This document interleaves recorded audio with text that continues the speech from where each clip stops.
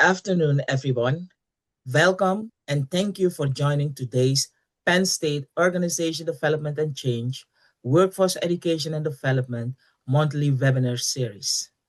My name is Marcia Ruimel, and I'm a student in Workforce Education Development, moderating today's session alongside my colleagues Halima Hatta, a PhD student in the same program as I am in, and Dia Waterton, a marketing specialist at the Pennsylvania State University.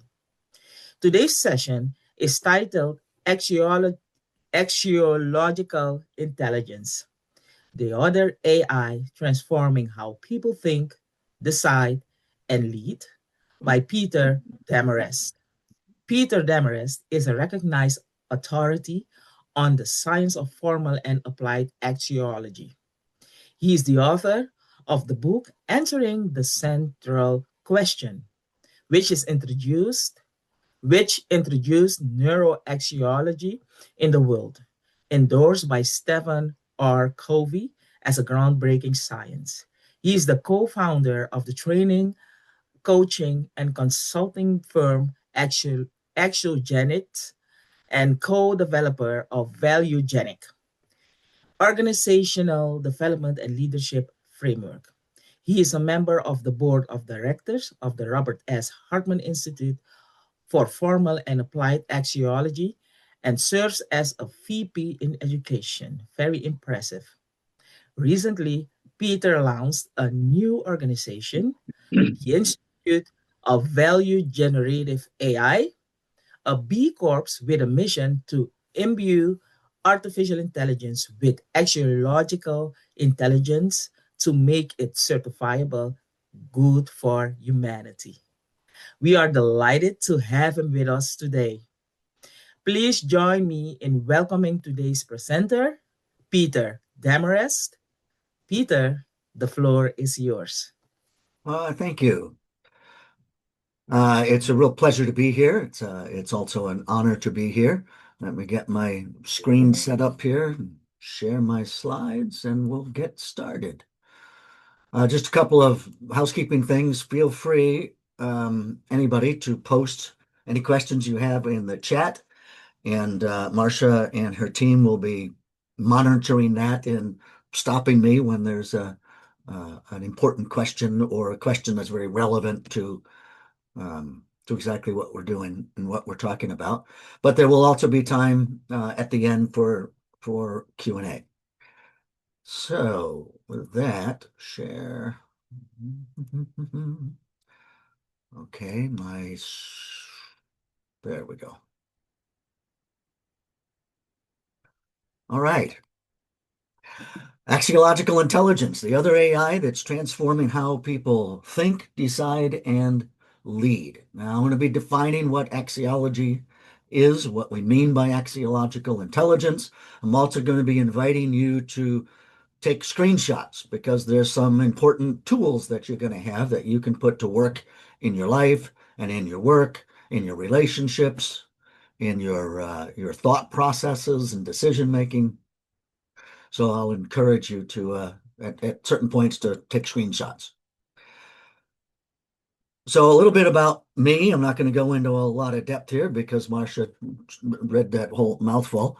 I am the founder of Axiogenics, a company that does organizational development, executive coaching, and we train and certify people in methodologies and tools and IP that is rooted in the science that's behind everything we're going to talk about today. Member of the board of the Robert S. Hartman Institute, author of the book Answering the Central Question, which came out in 2010, endorsed by Stephen Covey. And we, as Axiogenics, have developed what we call a VQ profile based on something called the Hartman value profile, which was developed, as you'll learn in a moment, by Robert Hartman. And more recently, in the process right now, actually, of launching the Institute for Value Generative AI. And you'll find out why that's important to this presentation in just a little bit. So with that, here are my intentions for today. This is not so much an agenda as it is a sense of purpose for what you're going to receive by attending and watching this video. I hope to awaken and nourish the seedlings of axiological intelligence that you already have, and you might not even know you have them, to give you some insights into being a human and how you can be an even better human. And part of that is to give you a set of some principles that you can start to really plant yourself in and lean into in your life to give you some real roots and a sense of purpose moving forward. And tools, which are practices that you can put to work to build up your axiological intelligence in yourself. You can think of this as use of self 2.0 if you want. And these tools are rooted in the principles. So they really work anytime, guaranteed to work if you apply them properly. And then I hope to instill in you a conviction that developing and using that intelligence really does matter. And the reason for that is because you matter. You as an individual in the world matter. Before I get into a lot of the detail, let's talk about some of the challenges, because these are relevant to why axiological intelligence is so important. Research that's been done talks about some of the challenges that leaders and OD practitioners and leaders experience is too often decisions feel reactive. People issues drain our energy because miscommunication, poor judgment, people not doing the things that we feel like they could do if only they knew something. The challenges of changing a culture, which is often critically important for creating lasting and important and worthwhile change. And as a result, results are too inconsistent. Well, the reality check, as I often have said in the past, significant and lasting improvements in individual or organizational improvement ultimately require significant and lasting improvements in how people think. And that's what axiological intelligence is really about. The quality of every decision, every relationship, every result in your life, work, or business is fundamentally goes back to the quality of the thinking that went into it. And I want to give you a couple more little stats to really drive home how important what we're going to talk about today is in your life and in your work. What you're seeing on the screen here is the engagement trends over the last 24 years since it's been tracked. And if you look at this, what do you notice? The red line represents under-engagement. What do you notice? And of course, the purple line there at the bottom is active disengagement. Well, if you look at it, you'll see that it's going up, and it has been going up generally for the last 6-8 years. The blue lines that are vertical represent how much we're spending on leadership development in organizations in the United States. So what do we see? We see over the past since 10 years or so, a near doubling, not quite, but doubling over the last 12 years in expenditure, and it's still making things worse. I don't know about you, but I'm old enough to know that that is an indicator that there's a problem, Houston, and is there something that we can do about it?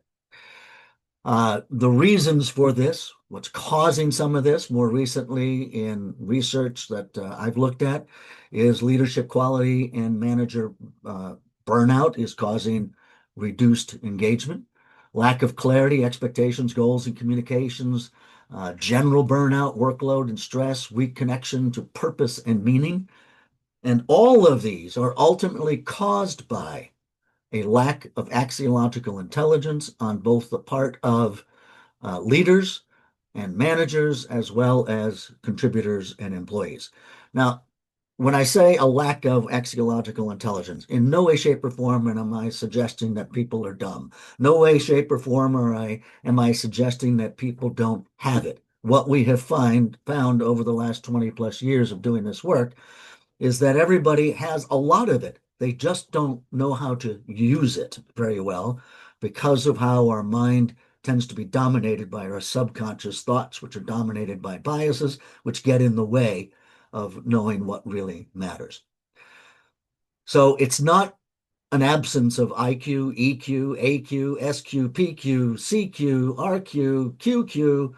There's a lot of Qs out there, right? Even GQ, gentlemen's quarterly.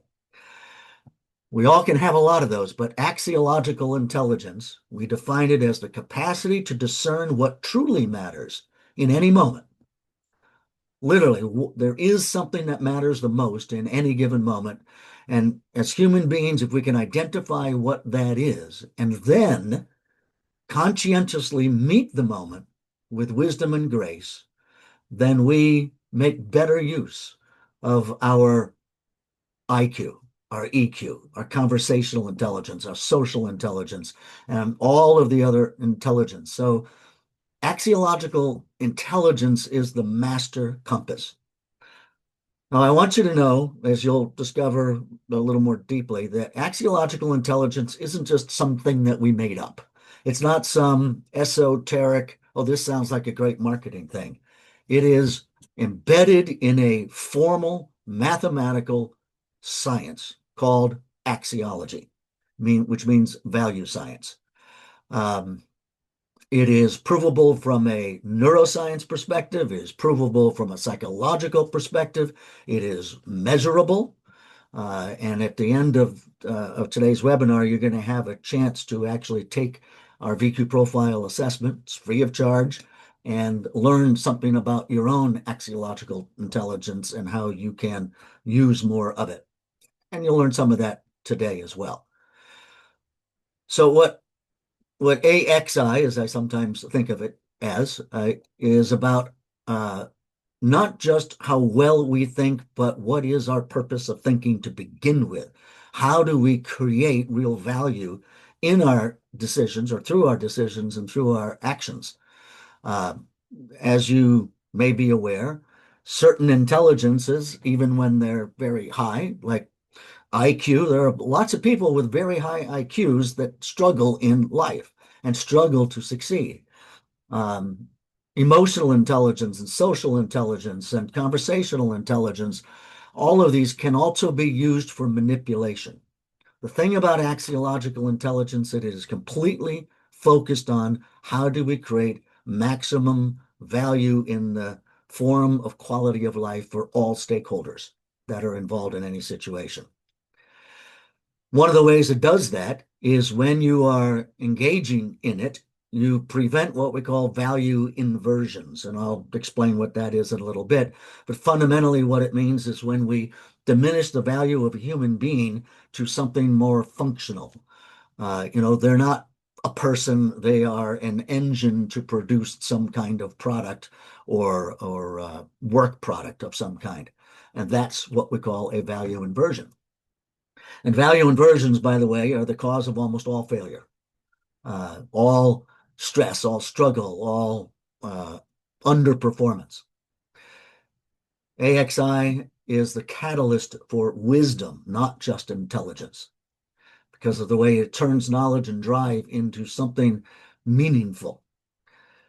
And seeing people as having greater value than any other metric that there is. And it's not a forced thing. It is a mindset, and it is a way of thinking you already have access to. But again, our habits tend to undermine it. Our self-centric desires in the moment tend to undermine the natural axiological wisdom that we have. And most catastrophic failures of leadership and institutions and systems are not failures of IQ or EQ or any other Q. They are failures of axiological intelligence. So what are we talking about? What is formal axiology? Now, I know there are some people on the call today who know me and have studied axiology, but for the rest of you, let me give you a little background. If you Google or ChatGPT or whatever research tool you use these days, formal axiology, you'll discover that axiology has existed as a philosophy for 2,500 years, going back to Plato and Socrates and Aristotle. In fact, Aristotle wrote in one of his works, Nicodemus, I think it was, and I'm paraphrasing here, that everything aims at some purpose greater than itself. There is some good that every art, every endeavor aims towards. And if we could understand what that ultimate good is, it could have great influence on our life. And he also said that whatever science actually studied what that ultimate good is would be the master art. It would be the ultimate science. Well, in the mid-1900s, Dr. Robert S. Hartman, emigrating from pre-Nazi Germany with a JD and as an associate judge, and seeing how evil can be so leveraged to get an entire country behind the kinds of atrocities that were being committed, and he just saw it as horrible.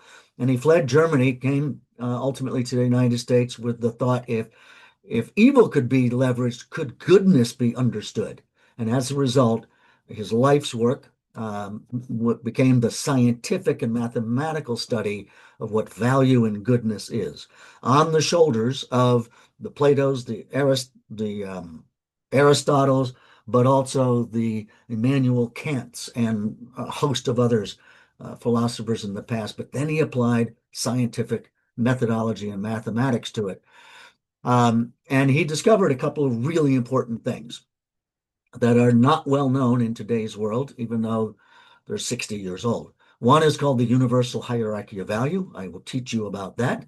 The other is called the Hartman Value Profile Assessment Instrument that directly measures in 10 to 12 minutes all the different ways that you think to identify which of those ways of thinking are already aligned to the hierarchy of value and thus have the greatest axiological intelligence associated with them, or capacity for making good value judgments.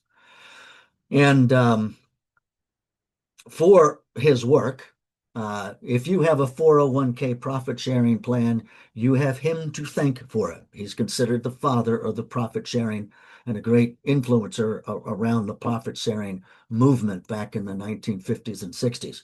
He was nominated for the Nobel Peace Prize in 1973, sadly, the same year that he died.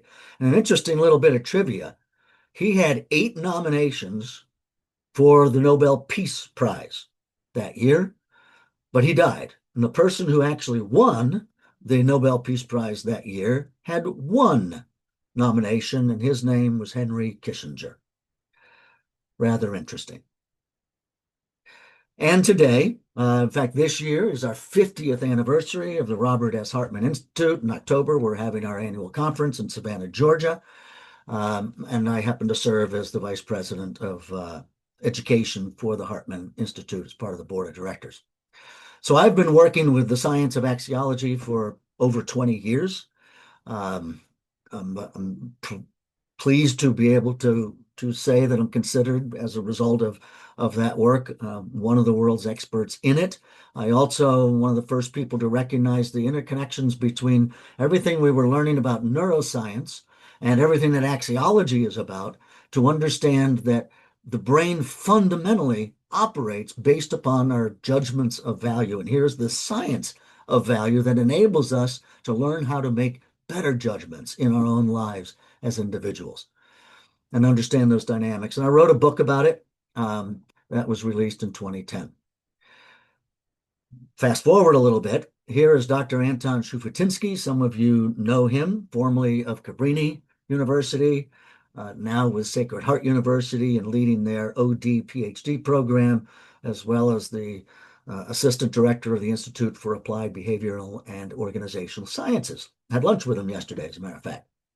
And he has said that the science of neuroaxiology and the practice of what we call here in axiogenics, valuegenic self-leadership, which is engaging your best ways of thinking, could be a game changer for OD practice on numerous levels. And we're going to be engaging in a number of IRB research studies through the Institute for Applied Behavioral and Organizational Sciences in the coming year.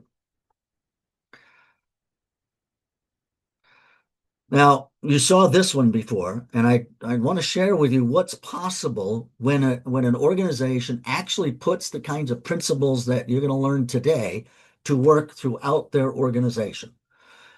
It doesn't happen overnight. It takes time, and it takes leaders in an organization to understand the value of creating value in all of its forms.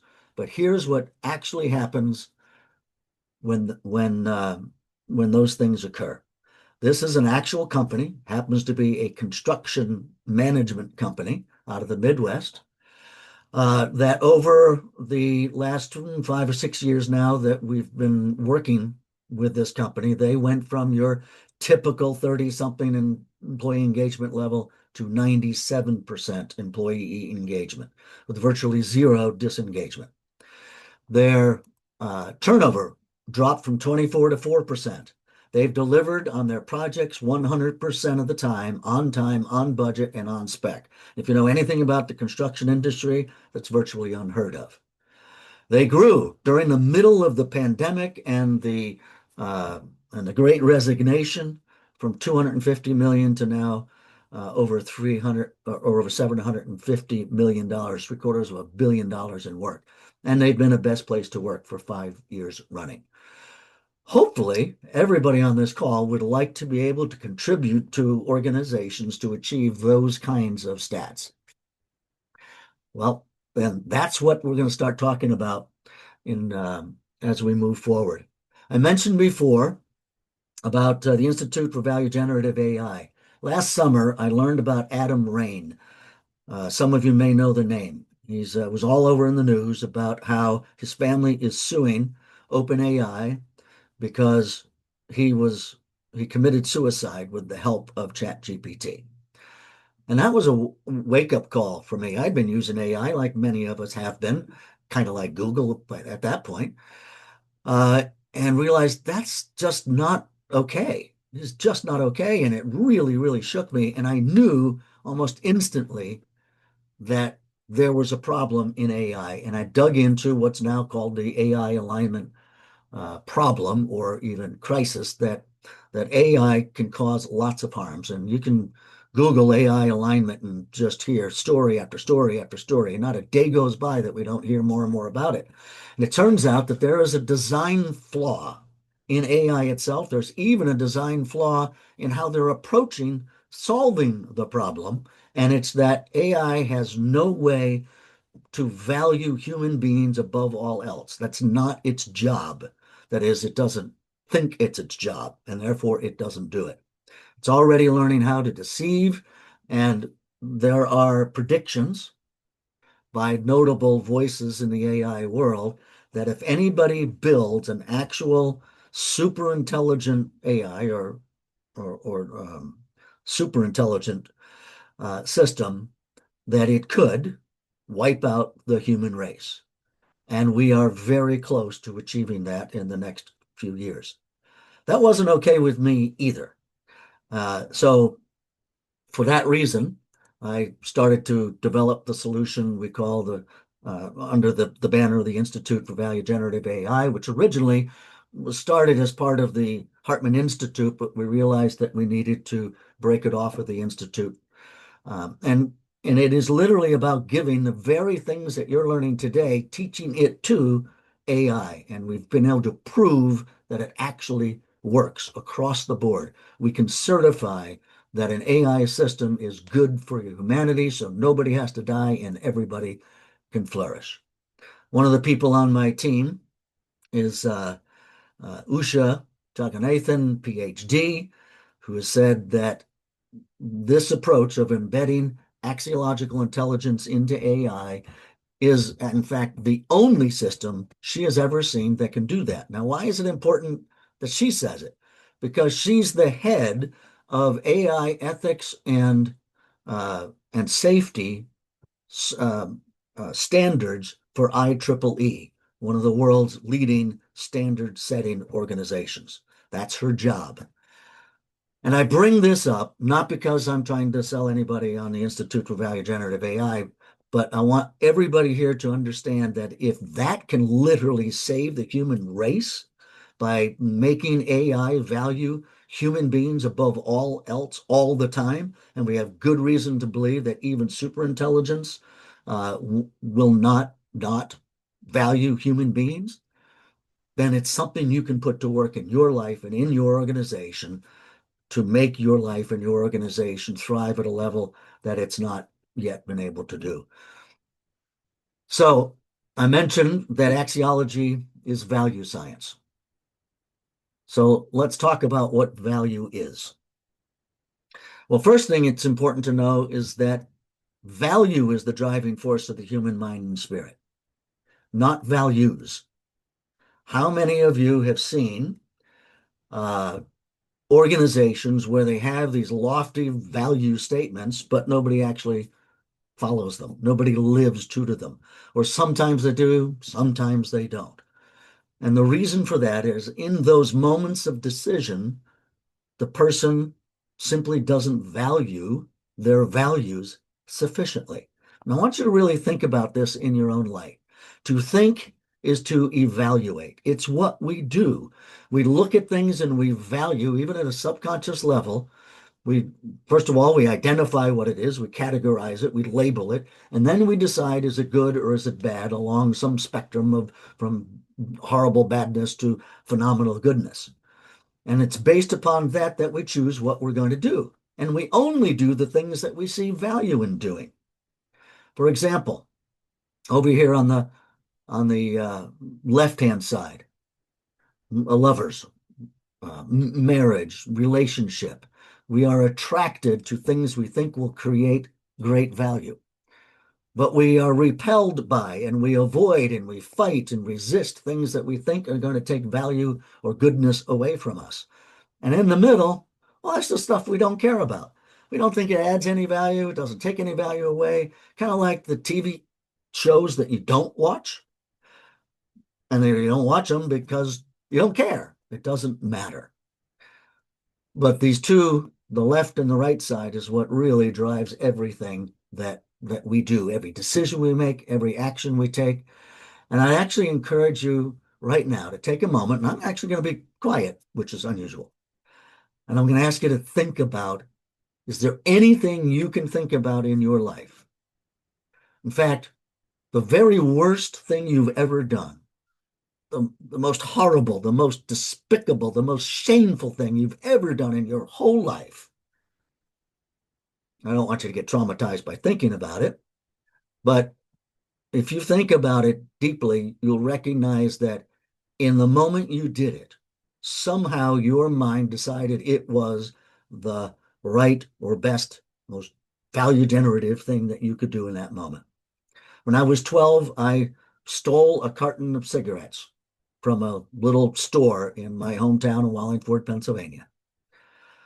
And then I went into the woods where all my people that I thought I wanted to be buddies were like, yeah, way to go, Demarest. That's really cool, And then we smoked about 4 packs of them and I went home and got caught because I smelled like a chimney. It was a hard lesson, but it was a lesson that some things have value and some things don't have value. I didn't think of it that way. So I'm going to ask everybody to share the most. No, I'm not. I'm kidding. We won't share that. But if you think about it, it's true. And the reverse is also true. Some of the greatest things you've ever done were things that you recognized were going to be good things to do. And you accurately made that judgment. But too often, it's by accident. It's by trial and error. But what if there is a way for you to know in advance which ways of thinking, and if you had a way to engage those ways of thinking that can always lead you to making better choices? Yeah, somebody put Deborah in the chat here. Agree. Any mistake of poor judgment. Yeah, a mistake is a misjudgment that you took to be the meaning and value of whatever you were considering. That's what a mistake is. In fact, Ben Franklin said, 250 years ago, I conceive that the great part of the miseries of mankind are brought upon them by the false estimates they have made of the value of things. The value of things. So what is value? Well, to really understand what value is, we first need to understand what good is. Something is good to the degree that it has all the attributes required to fulfill its purpose. So I want you to think about this. Is that a good chair? I know it's just a picture of a chair, but imagine it's an actual chair. Is it a good one? Most of you would probably say, no, it's only got one leg. It's missing something. Somebody sits on it, it's just going to fall over. Yeah, because that's against the purpose of the chair. It doesn't have all the attributes required to fulfill its purpose. So it would need to look like that. And yes, we can assume that that fourth leg is back there. So here's another question. I asked you, can you think of a single time in your life when your perceptions and judgments and beliefs about the relative value of things wasn't the core reason why you did everything and anything you did, even subconsciously? Can you think of a single thing in all of existence that you're aware of, that you can see or feel or experience, for which this definition is not true? Anything at all. The chair you're sitting in, the computer you're working with, the car you drive. This is not a moral definition. So what that means is that according to this definition, there can be a good murderer, a good terrorist, a good guillotine, a good electric chair. It doesn't mean that executing people is a good thing. It just means if you're going to, you want something that does the job.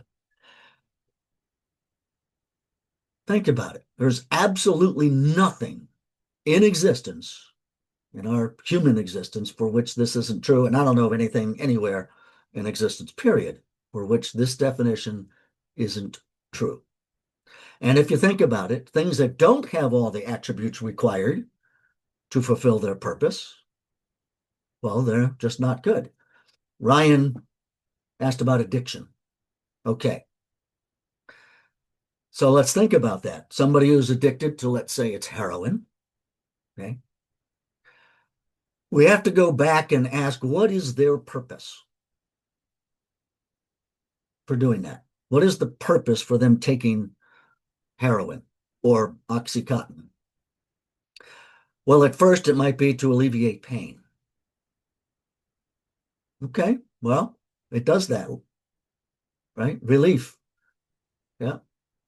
For some people, it's peer pressure, wanting to be liked, wanting to be loved, wanting to belong. So it's good for that purpose for a little while. So it meets the definition. However, does it last? I don't know about you. I have people in my life who have had addiction problems, and not a single one of them will tell you that their addiction is good compared to their greater purpose in their sense of life. So it still applies. What's really important to understand is we need to understand what the purpose is, and having clarity of purpose is one of the hardest things. How many meetings have you been in, business meetings, where halfway through the meeting, you had no idea what the purpose of the meeting was, but everybody's arguing over some kind of attribute? How many marriages are broken up because one or both don't have all the attributes required to fulfill the other's sense of purpose for a marriage? See, it rings true everywhere. Here's another example.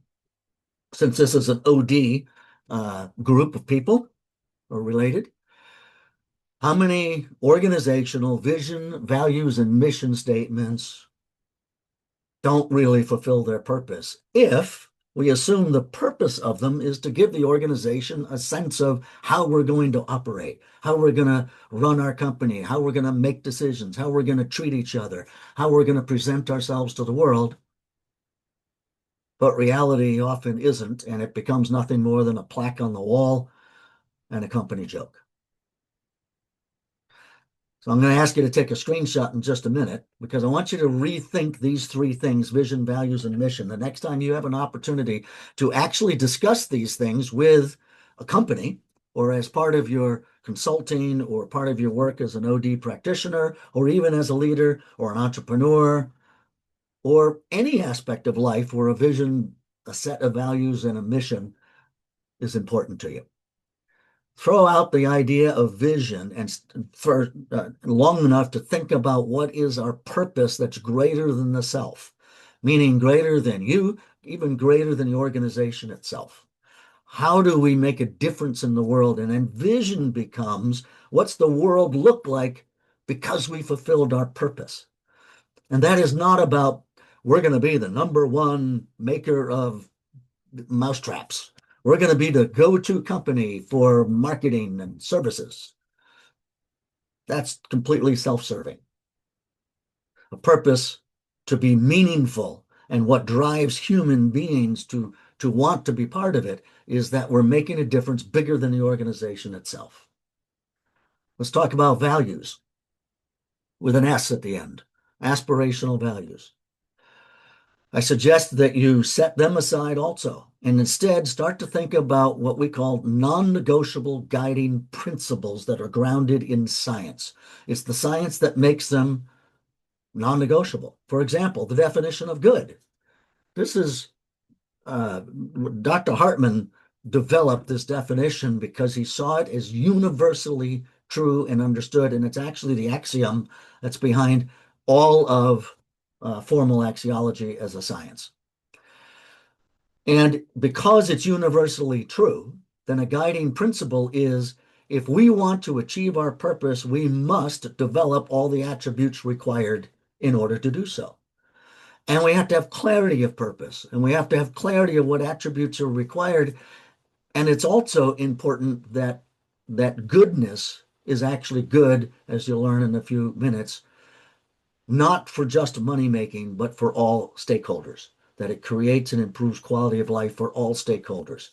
That includes employees, that includes customers, that includes the community, that includes the vendors and the service providers, includes the families of employees and stakeholders. So if you can drill that down to what are the non-negotiable guiding principles, it doesn't mean that we're always going to behave in accordance with them. It just means that their presence is non-negotiable, that it is something that we work towards and that we can hold each other accountable to. The problem with most values with an S is they become conditional. They become negotiable. Like the customer is always right. Well, how many times do organizations or companies or salespeople, yeah, they speak it, but not really. The customer isn't always right. Or we value our people above all else, and then we fire them by email. If you have an underlying principle that you can anchor your then aspirational values in, then they become less negotiable at the very least, but the principle is what's non-negotiable. And finally, missions ought to be plural. It is an expression of what are the attributes we need to develop, because if we don't develop the attributes, we cannot fulfill our purpose. It's that simple. Thank you, Heather, about applying axiology in the central question in your daily life. Beautiful. All right, so now we understand what good is, but we know that good is an objective definition. It's not a moral definition. To understand morals and ethics, we need to really think about what value itself is. So in the world of formal axiology and applied axiology, there's actually two ways that we can think about it. The first is mathematical. This was given to us by Dr. Hartman when he said, the greater the richness of attributes required to fulfill the definition of something, the greater its value. The greater the richness. You can think of that for a moment as complexity or quantity if you want, but the greater the value. On the other end of it, from an applied practical standpoint, how do we use that in life? Because we're not going to sit there and count the attributes to determine the value of something. So is there a more practical and useful way? And yes, there is. The greater the capacity to enhance quality of life as the ultimate purpose, going all the way back to Aristotle. And what is the thing that is of greatest good of all? And it's quality of life. No other purpose is higher than that. Of course, that means we also have to have a life, right, in order to have a quality of life. So here are three things that I want you to think about. On the left, it's a car, a factory, energy. These are categories of things. A car, a factory, energy, productivity. And in the middle, we've got a loving family and the joy and well-being that can be around that. And then on the far right, it's just concepts and rules, our goals or strategies. And I want you to think about, I'll number them 1, 2, and 3. And in the chat, real quick, rank them according to what you think is the highest, the middle, and the lowest in terms of the value of things like cars, factories, energies, compared to loving family, compared to concepts, rules, and strategies. Go ahead, in the chat. Number them from top, most important, to least important. All right, we're seeing a lot of different answers. I love it. We have a few 2, 3, 1s. We have some 3, 2, 1s. Okay. Some 2, 3, 1s, 2, 3, 1, 2, 3, 1, 2, 3, 1. Okay. Well,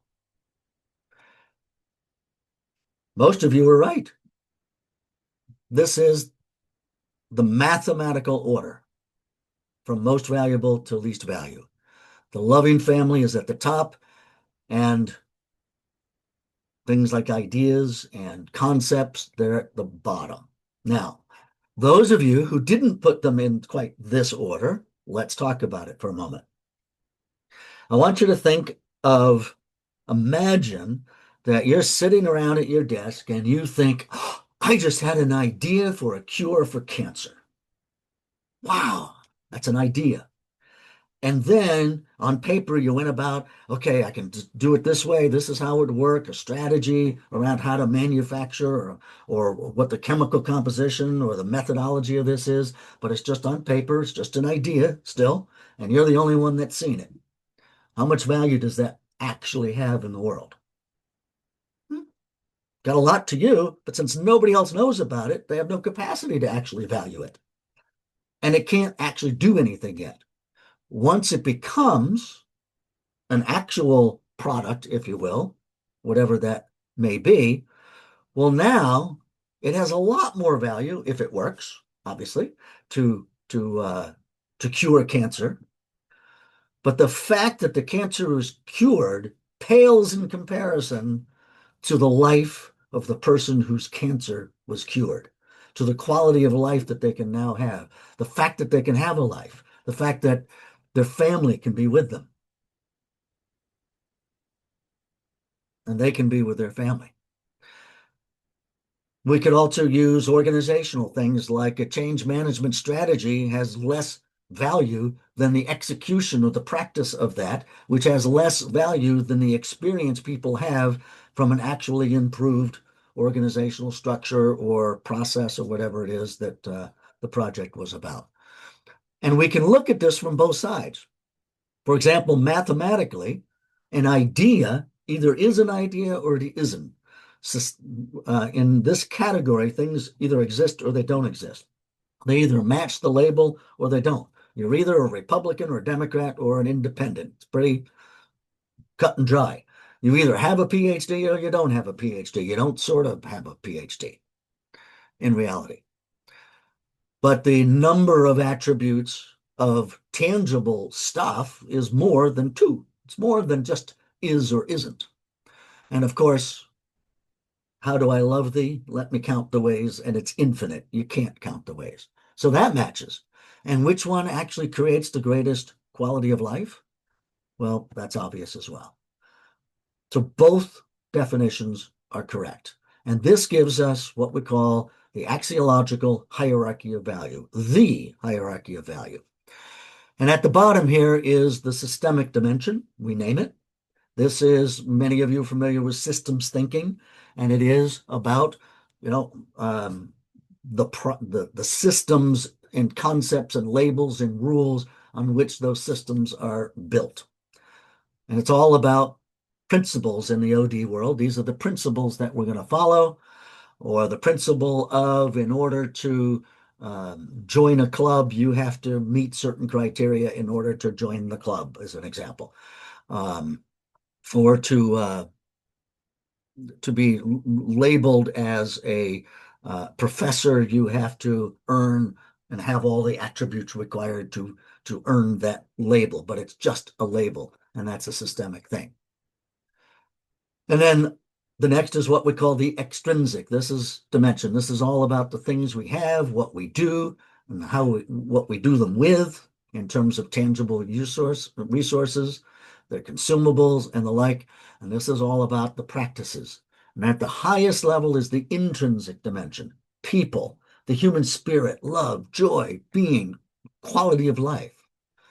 This is what we call the hierarchy of value. And it's universally true.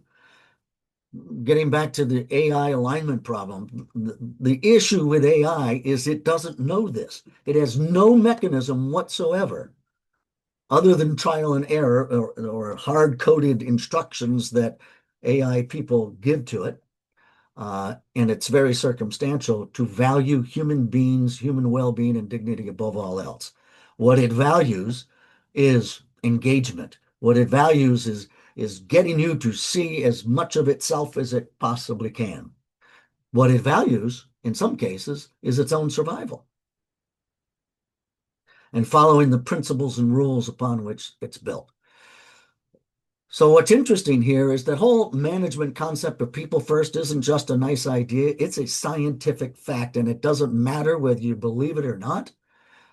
If you don't follow, if you don't act, if you don't uphold the hierarchy of value, it will diminish value. It destroys value. It limits value creation. And if you study this, you'll discover that's true, and it's always been true your whole life, even if you don't believe it. Wile E. Coyote didn't believe in gravity. And it doesn't matter whether you believe in gravity or not. If you jump off a cliff, only one thing is going to happen, no matter how much you believe you can fly. The one thing that happens is you fly once. That's it. But how do we use this? Well, let's go back to the definition of good. Let's think about this in terms of what is the greater purpose of systemic things. Well, it's to create the vision, to create order and structure and guidance for how we are going to use the extrinsic dimension to be effective and efficient and sustainable in our use of extrinsic assets, resources, skills, talent, knowledge, raw materials, etc., our time, our energy. Well, then what's the purpose of all of that? Well, ultimately, it's to produce products, to produce services, to make things happen, to propagate goods and materials and resources and other outputs that give experiences in life and that ultimately maximize intrinsic value, quality of life. So what this tells us is if we have rules that either inadvertently or intentionally limit quality of life, it is violating the hierarchy of value, and you will see engagement down. If rules are upheld more than human quality of life, we will lose engagement, customer loyalty, employees, productivity, pretty much across the board. Connection, with quality of relationships. By the same token, if we make things like profit more important than people, same thing will happen because we're violating the hierarchy of value. You can even think of the U.S. Constitution. I don't know how many international people we have on this call, but think of the United States Constitution. It started as a concept in order to form a more perfect union. And then we defined all the different ways and the order and the structure about how all that's supposed to work. We adopted it and we put it to work. We created institutions. We created a government. We created the people who work in the government and gave them paychecks and gave them the rules to follow, and they do work. And the ultimate purpose was to improve what? Quality of life, not just for individuals and life, liberty, and the pursuit of happiness, but also as communities, as independent states, but as united states. Now, we could debate till the cows come home as to whether or not we're living true to that hierarchy of value. But, we have elections coming up. You can think about this in terms of who you are electing. Do they see the purpose of government is to give us guidance, order, and structure so we can make the best possible use of all of our extrinsic resources, raw materials, and natural resources, as well as human resources, and uphold the human dignity of every human being, no matter who they are, what they look like, what the color of their skin is, what religion they are, what gender identity they have. Because anything other than that is a violation of the hierarchy of value and will guaranteed diminish quality of life for everyone ultimately. Well, what's the purpose of the intrinsic then? This is the magic of being human. The human body is chemically designed to want to create better, to want to invent, to want to improve. We get inspired by possibility, and we start to ideate, and we start to think of better cures for cancer, better mousetraps, better systems, and better ways of going about living our lives and communicating as a community and as families and as countries. Anytime we do anything other than that, we are limiting our own joy and happiness as well as those around us. Next up is what I call the valuegenic mindset. That real success then in any worthwhile endeavor is about the value you create, not just the value you get.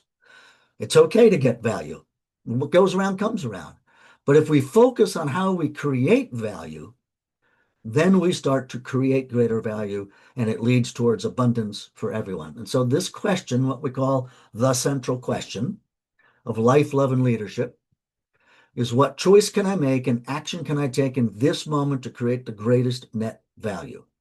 If you start to ask yourself this question in earnest, authentically, it will automatically in the brain, and functional MRIs have been done, that this kind of thinking actually lights up the brain. It gives you access to a larger proportion of your axiological intelligence that you already have, and your brilliance and all of your other blank cues, your positive cues, your emotional intelligence, social intelligence, but it'll help to align it towards creating value, not just getting what you want. And this little two parts of this are really important in this moment, because this is all we've got is this moment. And this little word net means a great deal. All things considered, pros and cons for all people concerned, both short and long term. To answer that question perfectly all the time, we'd have to be all knowing. As far as I know, there's only two categories of people that are all knowing: teenagers and spouses. The rest of us, well, we have to muddle along. I'm kidding, of course, right? So I take a screenshot here and really realize that the quality of your life will be determined by your ability to ask and answer this question in the moments that matter. There it is again. So how do you engage your axiological intelligence? It starts by asking yourself the central question. Anytime you've got a decision to make, you're overwhelmed, you're frustrated, you're angry, you're at odds with somebody else, you find yourself being defensive or procrastinating or just indecisive, just ask the question and you can physically feel a change in your body.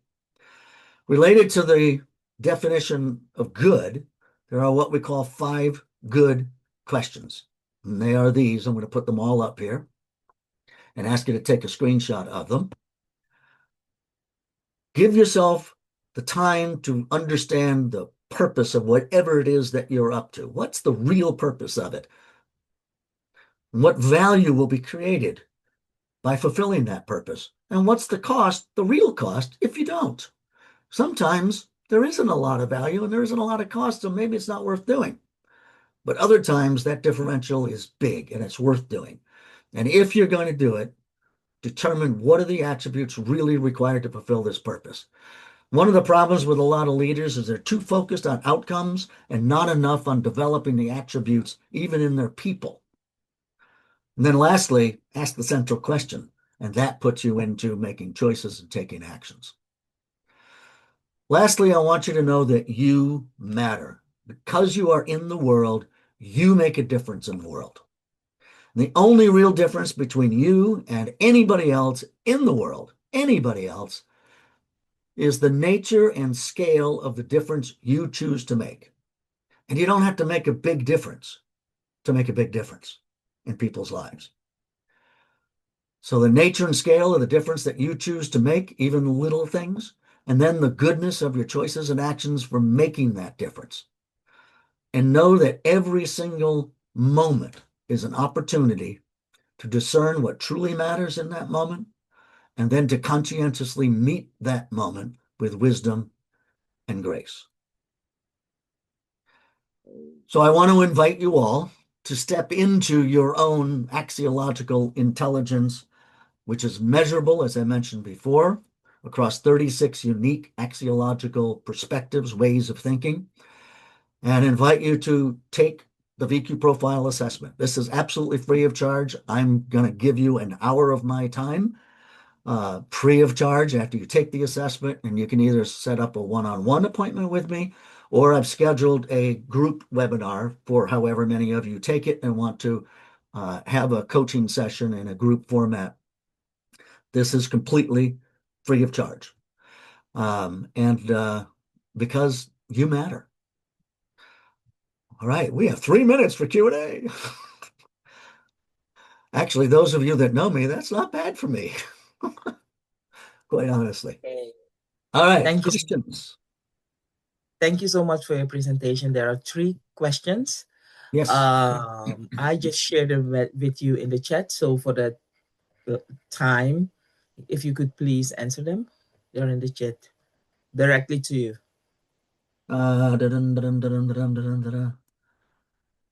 I'm not seeing them at the moment. Do you want me to read one? Just go ahead The and read first them. one? Yeah, go ahead. Yes. Todd Peters said that red line was engagement and that was going up, but then heard a lot of dollar signs spent on leadership and organization development going up, but things getting worse. Help me understand that if you can. Thanks. Sure. Well, that's just the statistics. And just 3 days ago, I updated it to the current year as we've got more statistics in terms of what the expenditures are and what the engagements levels are from the Gartner Group. And what it points to, quite frankly, is the ineffectiveness of learning and development overall. It's in other presentations, if you're all familiar with like the iceberg thing, right? Where there's so much that's above the water and so much that's below. And almost all learning and development is focused on ultimately what's above the water, behaviors, outward expressions, and they are all symptoms of what's actually going on below the surface. But the technology out there in the world for learning and development and even organizational development and change hasn't had the tools like what we now have through formal axiology to directly measure and influence directly the thinking processes. And if you take the VQ profile, you'll see exactly how we do that and how we apply it into learning and development and organizational development, which is why Anton Shufutinsky believes it's such a game changer. I hope that answers it. If not, you can ask it again next time we talk. What was the next question? The next question is how axiological intelligence is affected by the personal experience, such as trauma, low self-esteem, biases. How can we regain the control of our destiny? How can we find a fulfilled career that also pay us the life happily ever after? What principles can we apply? Fantastic question. Wouldn't we all love the answer? So let me give you part of the answer that I can give you today. It literally starts by asking yourself the central question, adopting the valuegenic mindset that any worthwhile endeavor is about the success in it is about the value you create, not just the value you get. So start to think that way and use the central question to start to make better decisions, and you will sense it. Because going a little bit deeper, what the VQ profile actually identifies is those specific ways of thinking you already have that are already aligned with the hierarchy of value. That's where you are your most brilliant. Everything else is literally a bias and undermines your ability to be who you really are. They don't define who you are. They only reflect where you are at that moment of time. It is not a personality assessment at all. We don't label people or anything like that. And in the process, you start to learn how to, at will, engage your axiological intelligence through your A game, through your best ways of thinking. And from that perspective, you start to see your life, you start to see yourself, you start to see your opportunities differently. And it's extraordinarily empowering and a stress reducer and a joy generator. So that's where it starts. And the last question for this webinar is, does your research correlate with Carol Gallihan moral development work? uh, Totally. Because ultimately, what is moral is what creates greater quality of life for all people. And this is the science that actually causes that to happen. It's why we're putting it into AI. And it's not just if artificial intelligence can do that, how about authentic intelligence, our intelligence, our human intelligence? And going back to the previous question, what's also really interesting, our research shows that when we allow our biases, our less than best ways of thinking to dominate us, which it does 85 to 95% of the time, that's when we are most likely to violate our moral fabric, when we are most likely to take actions that are moral. I don't believe that people are immoral. I believe actions and outcomes of those actions are what are immoral. People are just simply mistaken, as we talked about before, in their judgments about what creates value and what destroys it.